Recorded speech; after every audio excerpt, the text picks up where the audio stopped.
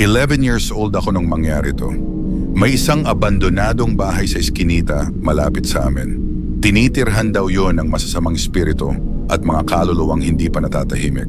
Pero syempre, hindi ako naniwala dati kasi hindi pa naman ako nakakaranas ng kahit anong paranormal na pangyayari. Isang araw, habang naglalakad kami ng pinsan ko, napadpad kami sa harap ng abandonadong bahay.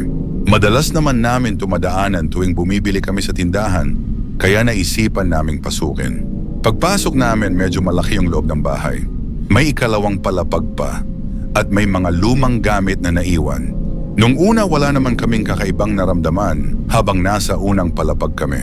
Pero nung umakyat na kami sa ikalawang palapag, doon na nag-iba ang lahat. Habang naglalakad kami sa taas, bigla naming naramdaman na parang may kakaiba sa paligid. Tahimik, parang ang bigat ng hangin. Lumipas ang ilang minuto. Biglang tumakbo pababa yung pinsan ko habang sumisigaw. Siyempre nataranta na rin ako kaya tumakbo na rin ako palabas ng bahay. Simula nun, hindi na kami muling bumalik. Na-trauma ang pinsan ko. Ilang araw siyang tulala at hindi namin makausap. Pero makalipas ang 1 o 2 linggo, unti-unti siyang bumalik sa normal.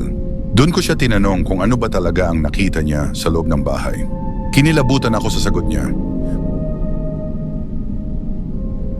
May nakita raw siyang babae sa loob ng isang kwarto. Nakaputi, magulo ang buhok, at may hawak na sanggol na may mga dugo pa.